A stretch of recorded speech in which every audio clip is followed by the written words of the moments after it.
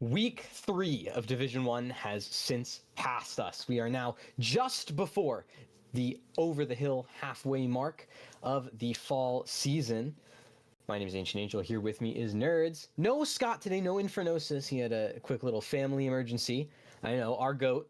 He will be out of action, but it's Tilt Proof Episode 3, aka the Rule of Threes, Rule of Thirds, right? You know, there's a lot to talk about, right, in the standings. Because fun fact, the reason why this episode's called Rule of Threes, one team is 3-0, one team is 0-3. Three teams are 2-1, three teams are 1-2. So, in terms of the actual standings, right, Maryville continues their streak of being the most dominant team, unkillable giants. And keep in mind, they did this with a sub. Dude, I didn't know Screwface was a sub. Like, I knew he was a sub, but I didn't know he was a sub.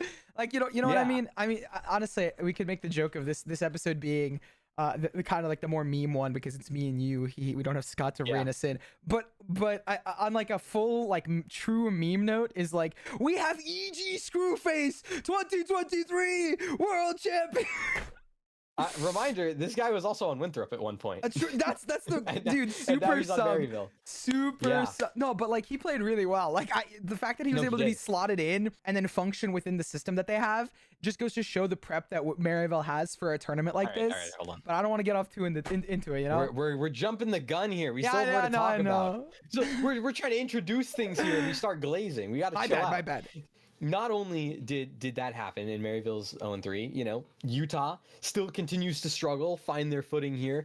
0-3 start, but maybe some glimpses of hope coming in against some of these bigger teams, because fun fact, every single week that we've talked about either Utah or just any other like quote unquote underdog team, I've mentioned if you get a 13-8 against Winthrop, against Maryville, against St. Clair, I'll be happy. I'm fine with that.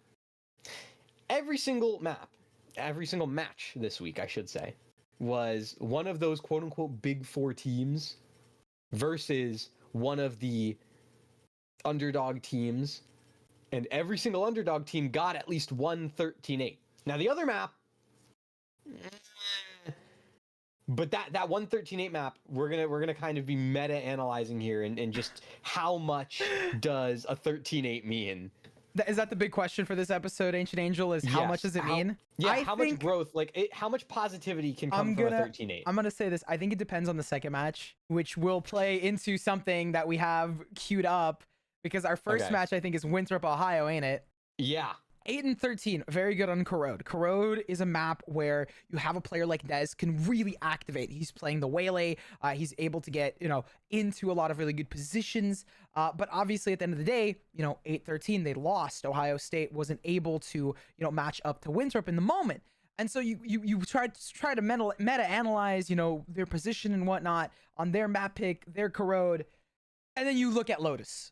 And it's just from all of that momentum, from all the hype that we gave Dez to I think it's the first 0-13, 13-0 that we have seen in Division 1.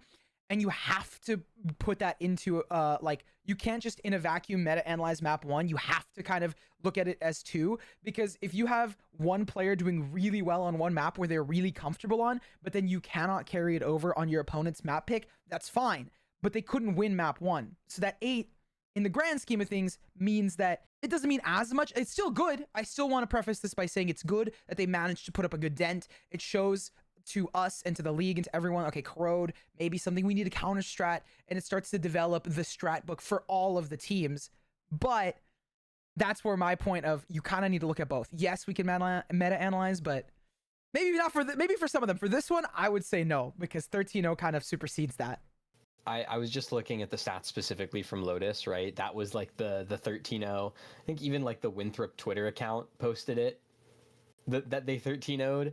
Not going to single out the player, but there was a player on Ohio State that went 3-13. And is it worse to pie or to not pie because you lost 13-0?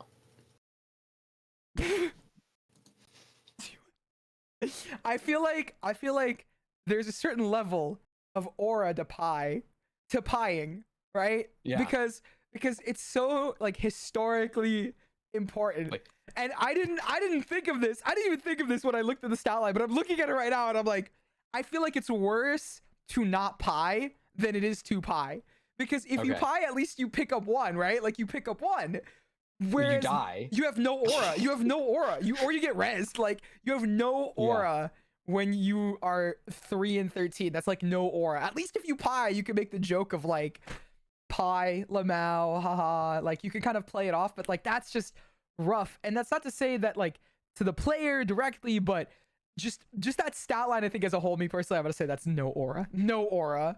I mean, listen, you can go look on the Division 1 website, division1.gg, to go see that check it out. line. But I will say this, check it out. Their map 1 was impressive, right? Oh yeah, no, like, map 1 was great. By the way, it was bot went 3 and 13, which was that's rough. But then again, it's not like anyone on Ohio State went positive on map 2, right? But bot in map 1 was looking like, you know, the same bot that we saw, we're talking about all the way back in week 1 when they played against Utah, right? Like this was a guy who was stepping up alongside Dez, making a lot of impact.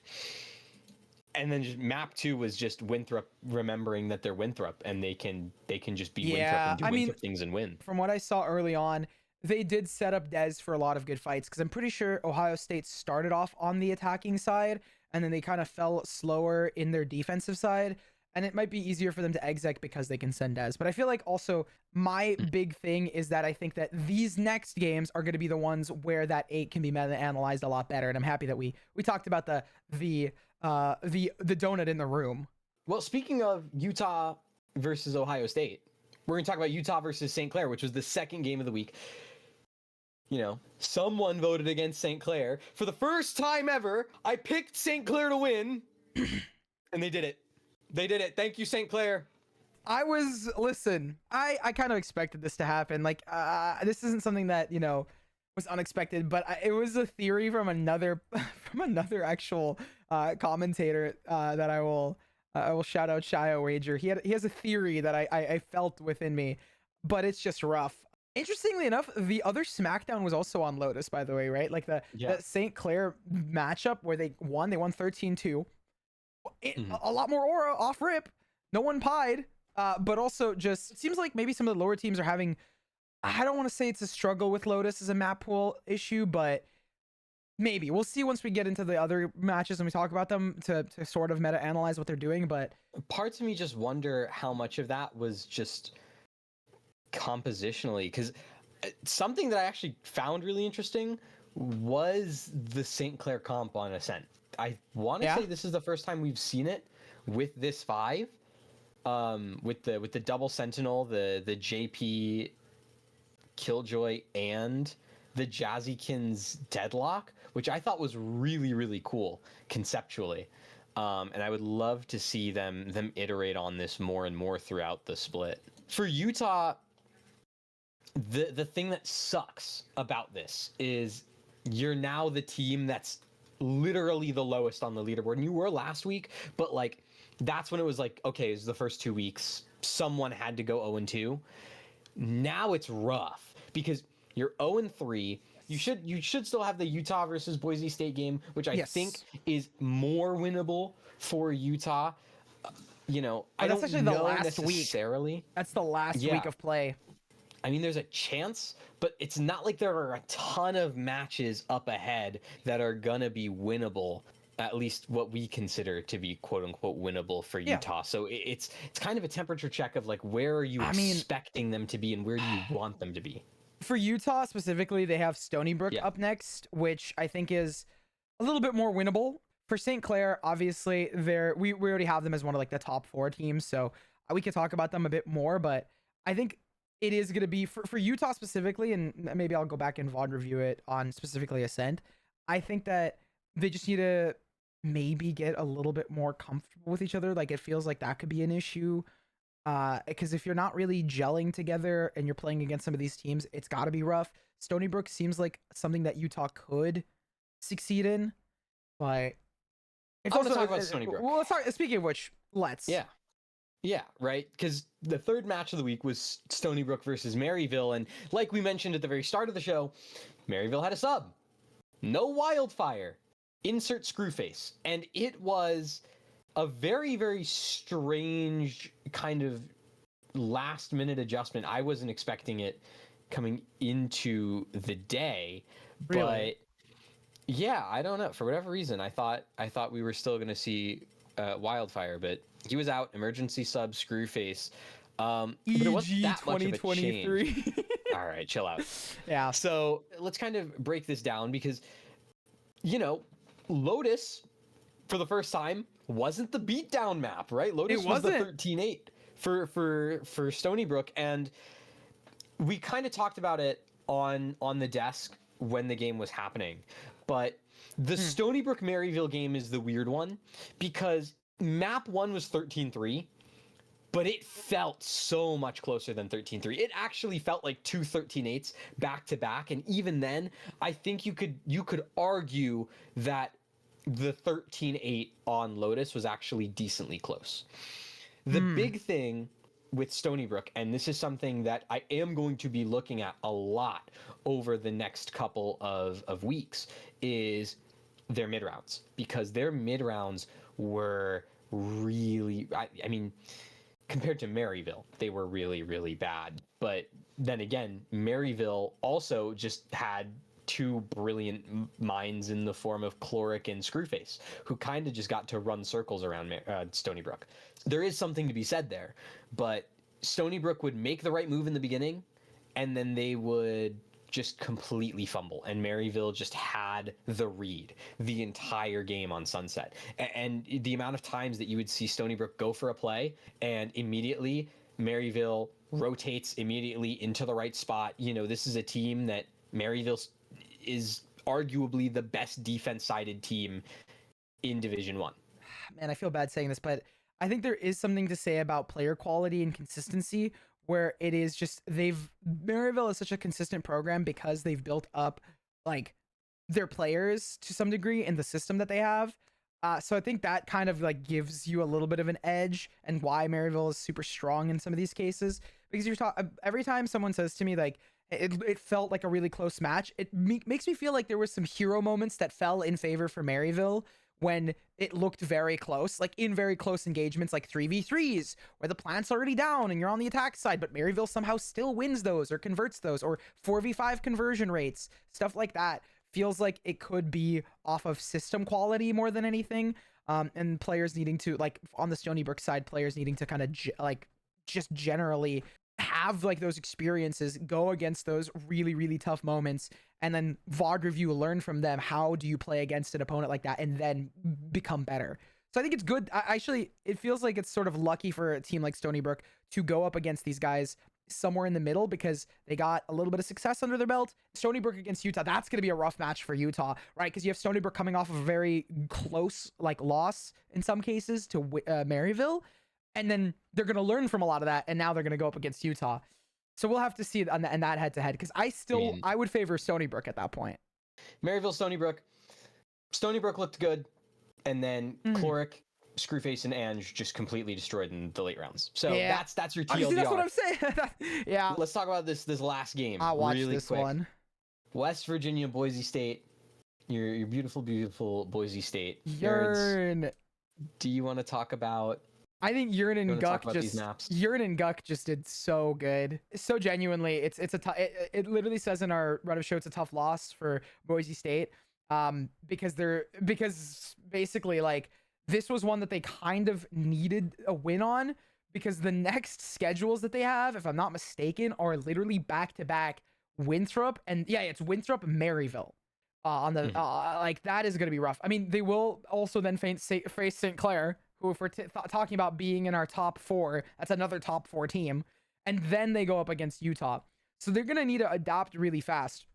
Something that I also noticed in that game is that I noticed that they were doing a lot of like individual plays on their Haven attack side. They won 3 rounds. It was a 9-3. And then they picked up the pistol and the bone and the, anti-eco. But the reason that they got those 3 rounds was off of somewhat hero plays out of a couple players. Skies specifically was one of the players that kind of brought them over the edge on something like Haven. Ep.2, they were also 8-13, a lot better. but I think a lot of it was hero plays. And the reason, and I'm happy that I also got the opportunity. I think I talked, the coach reached out, and I was like super happy that I got to ask them this, because I wanted to ask like why Boise State was in a call afterwards, talking and VOD reviewing immediately. And a lot of teams do that, but it was weird that we got to not only see that, and I asked literally what they were doing, and they're talking about how to play a little bit closer together. Still shows growth. West Virginia, now talking about West Virginia, they did really well. They just fried. Yearn did insanely well. Guck did insanely well. Both of those players have really stepped up in a way that, like, I expected them to do good. Yearn has really been good. Guck being the MVP for this week makes total sense. Homie went 24-12 map 1 on Omen, was getting super aggro, played Brim 1913, rock of the team. We're going to talk about stats for a second. Let's talk about my GOAT, Giza, who is top 3 in kills, top 1 in ACS, top 3 in KD, and top 4 in the damage delta. Yeah, no, Giza's Tell me good. again who's the GOAT. We're gonna keep arguing about who's the GOAT. You know who the GOAT is? You know who the GOAT is? Who's the GOAT? Yearn, because he's also there. All right. And also because I think that I think Giza's great. Giza is honestly going to be good, but we're talking right now about the West Virginia matchup, and that's the MVP. So I'm arguing about Yearn. But actually, I think it's nice that we're kind of highlighting specifically Guck as a player that's successful, because of the fact that they are playing such a role that you don't necessarily need to, like, the impact is very unseen in some cases. Like, it's a lot of assists, because homie's like, I'm looking at it, not only is he at 128 in terms of frags, he's at 56 assists, and I'm like, dang. The next highest one I see is Anj with 57. I'm like, I wonder what the assist line looks like for a player like that. Yeah. Or even what like a cast for that player would look like. Because he's at 75% cast. That's really good. And his team is winning. So he's setting Yearn up for that stuff. I digress. This argument shall rest for now. I think the other thing that I really want to kind of talk about is, with this win against Boise State, West Virginia went from a team that was kind of struggling in our stats, right? I know that stats don't tell the whole story, but it is something to be mentioned that as a team, you know, we talk about West Virginia a lot of the times like they are a top 4 team, top 3, maybe top 2 if you're me and you love glazing West Virginia. Now they're actually starting to show it. I think off of these last 2 weeks, the win against Stony Brook and now the win against Boise State, where we see what this team looks like when they're at full form and they're not, you know, starting out the season against another opponent who's really, really strong, and we've given West Virginia the time to warm up. They look like a really threatening team, right? Yeah. Number 1 in overall kills. Now, granted, the total kills stat, take that with a grain of salt. Always take that with a grain of salt, because that's not kills per round. That's just straight up kills. So if you play like a 50-round game, you might have more kills than the guy who 13-0s every game. I guess, but they didn't. They had some pretty dominant wins. So I'm gonna, yeah, but, I want to throw that. I want to take some of that salt out and give them a little bit of credit on that. Just like an appropriate amount of salt. I mean, West Virginia are top 3 in total maps played. Yeah. Oh wow. So they also, I want to say, are the only team who's been to overtime. I think. Really? I think the only game we've seen go into overtime was West Virginia St. Clair. So keep that in mind. West Virginia, they play for a long time. Okay. Their attacking win percent, though, that's something that's actually important. We talk about a good win percentage on a side being like, what, 60, 70%? Yeah. West Virginia's at 85%, which is attack, insane. Bro. They know how to exit. They just know how to enter. That's what matters, bro. They know how to kill people. That is 90%, like, as in the immortal words of a famous commentator, that is pretty much the point of this game. It's an FPS game. It's an FPS game. You're gonna get shot in the face. You're gonna shot. That's something that's gonna be important. The other, I think, key stat that I want to keep an eye on throughout the rest of these couple weeks, these kind of middle of the split weeks, is going to be that 4v5 win conversion, because it's really starting to mellow out now. It used to be that Winthrop was like at something insane, like 90%. Or something disgustingly high, and now it's at like a much more moderate 55%. Oh, yeah, still very, they got very tested. I think 55 is great because that means you're slightly above than under, and also 4v5. Like that's hard. That stat will come down, I think, as the split goes on, like as the fall continues and we get started for playoffs. But just something to be of note that they are still far and away the best team in 4v5s. Every other team's like 30, under 30. It's wild. Under 35, yeah. Under 35, yeah, that's even more wild. Wow. But yeah, I mean, that moves on to our next point, right? It does, because we're talking about teams being under, and so we've had a very long conversation about the top 4 versus the bottom 4, right? We came into the split being like, okay, top 4 in no particular order is Maryville, Winthrop, St. Clair, West Virginia. Yep. Bottom 4, and these were the teams that we were, expecting to have to try and punch up, were Utah, Ohio State, Boise State, and Stony Brook.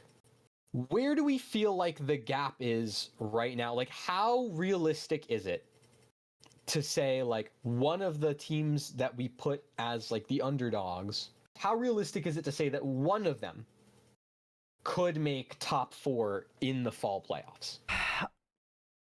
Oh my gosh, it would have to be either, in my mind, I think it's either Boise State or Stony Brook. It's really tough because it definitely feels like it feels bad for Utah, right? Because Utah specifically, they're 0-3 for it. Whereas for Stony, Boise, and Ohio, they all have like 3 factors. It feels like a narrative question rather than like a logic question. Because logically, Stony Brook did well against Maryville, and they showed a lot of promise to take down the top team that's 3-0. Boise State, they not only did they do well, but we're gonna also see how they fare against the next teams. They have some they're developing a lot, so I'm gonna give them credit just in general of not only finding a map yet last week, but also just being able to adapt week to week, and the fact that they're changing up their compositions and studying. And then Ohio has Dez, and like you can't like that aura is just there. But more than that, they understand their win con to some degree is to set up a player like that, thinking like, if we think of other pro teams like MIBR, not to diverge too far into that, but like they set up Ospas. In this point, to kind of, allude the two together, you want to set up one of your better players. So I can it's hard to pick one narratively. Logically, it's also a little difficult. I would knock Boise down because my Boise thing was based off their composition. Ohio is based off of 1 point. So I'm going to give it maybe to Stony Brook because they showed more team promise. That's my take. You watched the Stony Brook game, so I feel like you will have a better input on specifically my take on this. Here's my thing, right? Here's my thing. When we're talking about Stony Brook, Boise State, Ohio State, and then Utah. State. When it comes to Ohio State and Utah, I feel like tentatively, if we had to make predictions, those are the 2 where I feel like making it to playoffs feels very difficult. When you remember that so far, both of those teams, well, Utah's winless, and then the only win that Ohio State has is over Utah. So it makes it kind of difficult to envision a world where both of those teams make it to the fall playoffs, because reminder, fall playoffs, it's 6 teams single elim, so 2 teams aren't going to make it. If the only thing on your resume right now is that you beat a team that's winless, did you really beat them? When it comes to Stony Brook, I think the question that I have is going to be answered probably in about 2 or 3 weeks. Once we're getting to like week 5, week 6, because so far for Stony Brook, the only underdog match that we thought realistically they would have a chance to win was the game against West Virginia. Yes. And they took a map off West Virginia. Like there really was a moment where we thought, wow, Stony Brook might actually do it. It just so happens that their map pool wasn't that fleshed out. Yes. And so they kind of got destroyed on Corrode. And that sucks, but there was a chance. So I think it's going to be interesting to see what happens when Stony Brook plays up against St. Clair in a couple weeks, when Stony Brook plays up against Winthrop, to really see what that ends up looking like. Mm-hmm. I think we both agree kind of on Stony Brook. My brain was which of those teams can move up to the top 4, not which ones are getting the playoffs. So I went for Stony Brook, but yeah, no. That's exactly what it is. I do agree on the top 6. The top 6 I feel that are most likely making it in. From now, my take is what yours is basically, but we'll see. We'll see. There's still time. There's still time. Boise State could surprise us and beat St. Clair. Oh, okay. I feel like that is. That's an interesting one. We'll see. We'll get into that. Speaking of that, should we get into the next segment? Pick'ems. We got week 4. Woo! Pick'ems. I love pick'ems. This is my time where I can kind of be silly, but no. I got to be serious today. I'm putting my Scott hat on. I was gonna say we have to remember that Scott is not here to balance it out. True. So yeah. Okay. I'll have to lock in. So let's start with one that I think is going to be interesting because we talk a lot about 13-8s, and I think this is another one where I want to be looking for 13-8s because it's Stony Brook versus Utah. Wait, for which team? Here's my take, and I want to hear if you agree with this. Utah, if you're listening to this and you're watching this right now, go out and play with your game plan and just do the best that you can. You got a 13-8 last week against a top 2 team in the league. Make it so you take a map off of Stony Brook, or you 13-10 them both maps. Make it like a decently close series, and I'm happy. Yes. That being said, my prediction is Stony Brook. We're rooting for the Seawolves all day. Listen. Normally, I would be like, I could troll and be like Utah and say that or this, but the Seawolves are kind of have aura. But I agree with you. I just hear you laughing immediately. I think on an actual analytical note, Stony Brook, I think it's gonna be a close match between them, but I think they're gonna win. So my vote has to go to Stony Brook because I can't in good faith just sit here and try and come up with something. I think for Utah playing their own game plan though, I feel like it's hard for teams to want to play their own game plan. Some teams want to play certain meta compositions or this or that. But I think that's what teams are like. That's what some of the best teams in the world and just generally some of the best teams we have do. Like, I'm pretty sure Maryville still runs Breach on maps like Haven when you could theoretically run other comps. Don't get me wrong, Breach isn't bad on Haven, but still run Breach because Wildfire #1 Breach that we've seen in like once in a century kind of Breach. So yeah, do that. I fully second that opinion, but I'm gonna give it to Stony Brook because I don't think Utah is as ready to have that and do that. I think that's my reason for giving to Stony, because I think that they're not ready. They're not gonna be ready for playing their own game plan just yet. We're going from Stony Brook versus Utah to Ohio State versus St. Clair.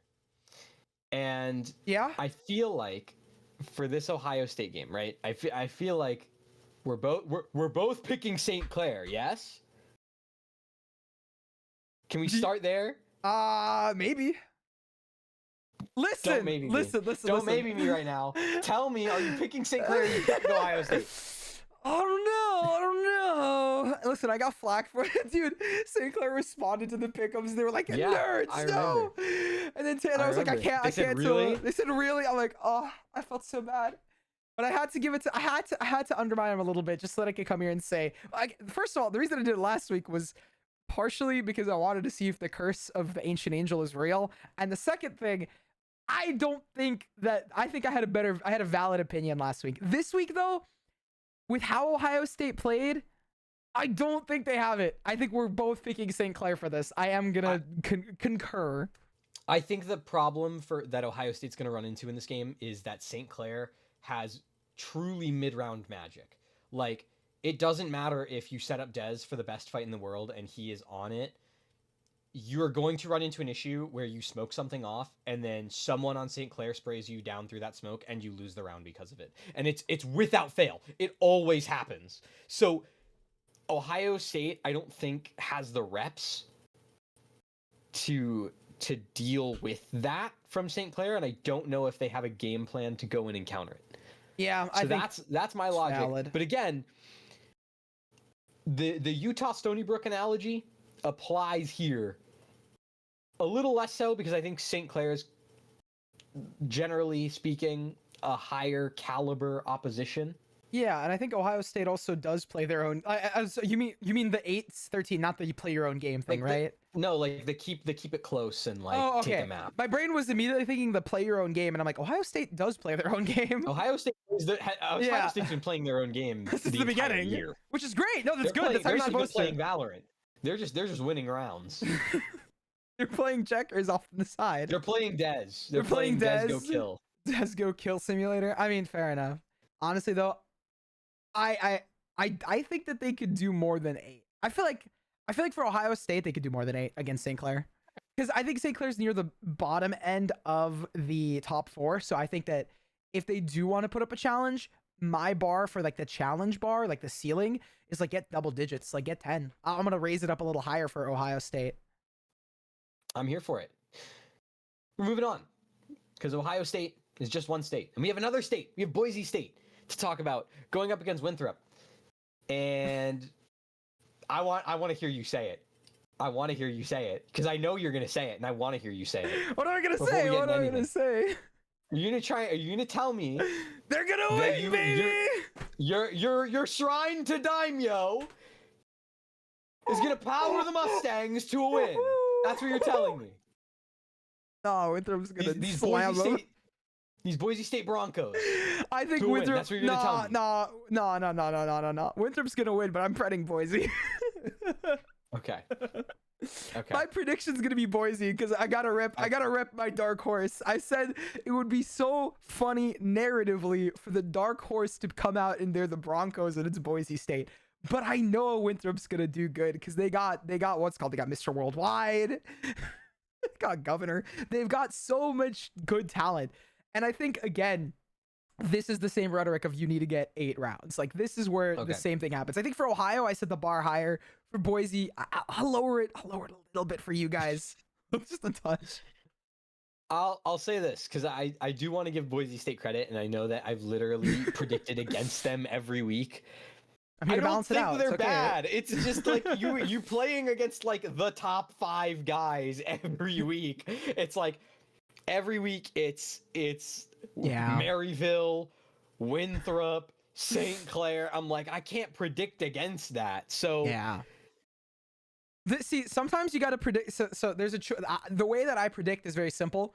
50% of the time, I'm predicting with raw logic. Like, Stony Brook is most likely going to win. St. Clair is probably going to win. Boise State, baby! And like that's the way it's gonna have to be. I'm just happy that the next one's easy.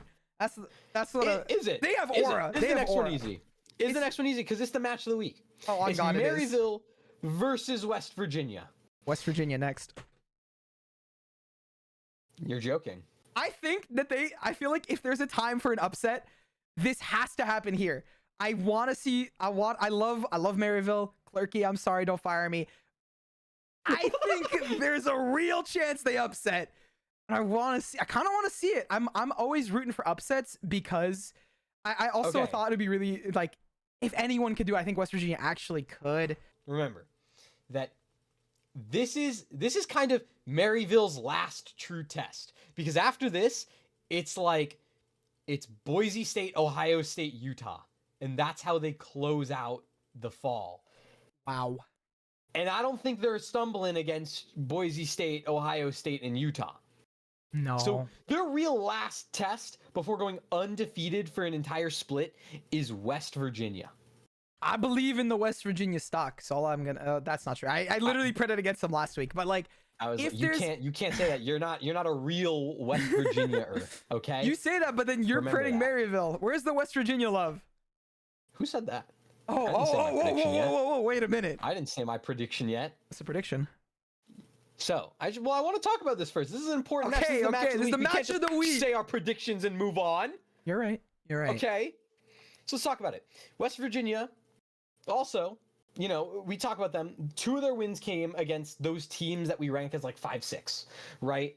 The 2 wins they have were against Boise State and Stony Brook. Those are the 2 wins. The loss that's on West Virginia's record is that really close 2-0 they had in week 1 against St. Clair. My question is, West Virginia's had time to warm up. Maryville tentatively not playing with Wildfire. Yeah, that's another thing I was gonna say is like I also don't know if Wildfire is gonna be back, and that's where I'm like, you have Guck, you got Yearn, you got Screwface. Like, don't get me wrong, I was at the top of the show joking about EG Screwface 2023 World Champion. There is an element of like you're slotting a new player in. Yes, the caliber of player is really high. Yes, they have used, like, they've probably scrimmed with Screwface as a sub. I think the reason I have been a fan of Maryville, the reason I say that Maryville's really good is because of the system that they have.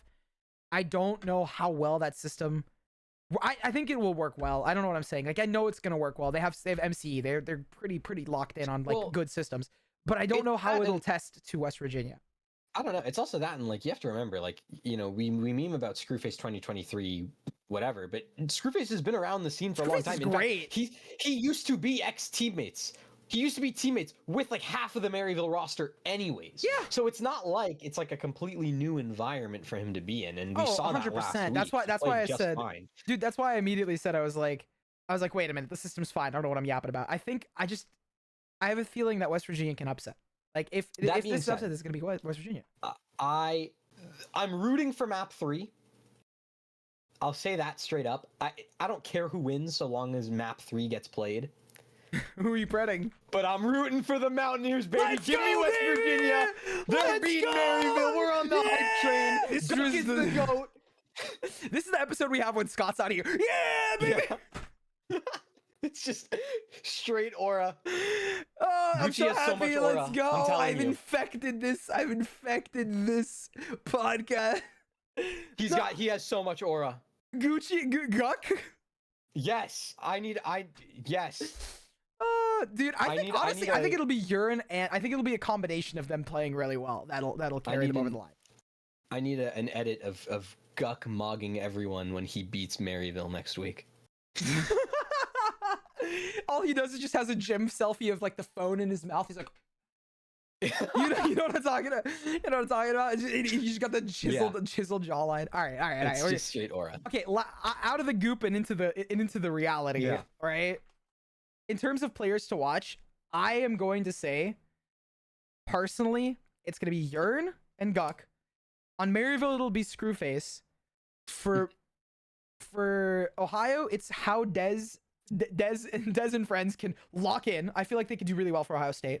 For St. Clair, I don't know exactly what roster if they're gonna play with Jazzykins or not, but I always love the calling that they have. Is Tillo the IGL? Because I was gonna say Tillo, maybe. Yes. I was gonna say put it on Tillo for me on that one. We're Tillo brained. We're Tillo brained. We're Tillo pilled here. It's Tillo time. It's Tillo time. Sorry. I want to jump in. So real quick, for West Virginia, 100%. Watch the Guck and Yearn duo. I think also Dinks is a good third name to throw in there because generally speaking, it's Yearn popping off and then one of either Guck or Dinks, and so that can kind of change things. So if Dinks is having a really good game, there's not really a chance for Guck, Mr. Gucci, to go in and get some good trade frags.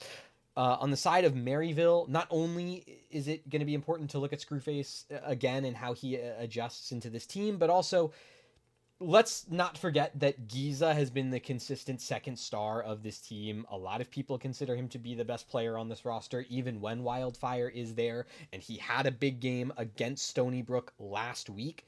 So keep that in mind coming into this week as well. Now that they're going to be playing against West Virginia, we really want to see that kind of Yearn versus Giza matchup on that Sentinel. That's going to be super, super important coming into things. And then I agree with you on St. Clair. I think Tillo's going to be one to watch. JP is always going to do JP things, and so that's just going to be exciting to watch JP things. And then Ohio State, you mentioned Dez and friends, and I really think the stress is going to be on friends. Yeah. Right? Let's see definitively, is there going to be a consistent presence alongside Dez in the server, because we've had moments where it was bot. Yeah, I was like, give me bot. Made like a really good impression. But bot also goes cold sometimes, as we mentioned earlier on. Waldy and bot, give me those two. I'll pin two names to it, because we said friends, but I'll pin names to it. Okay. So there we go. Waldy and bot, and then also make sure that Dez is on good form. Let's talk about Stony Brook, Utah. Yeah, the final one's well, there's also Winthrop Boise State, but that's just I feel like that's gonna be a tough one. I'm still going for the Broncos. Daimyo just lead us to the promised land.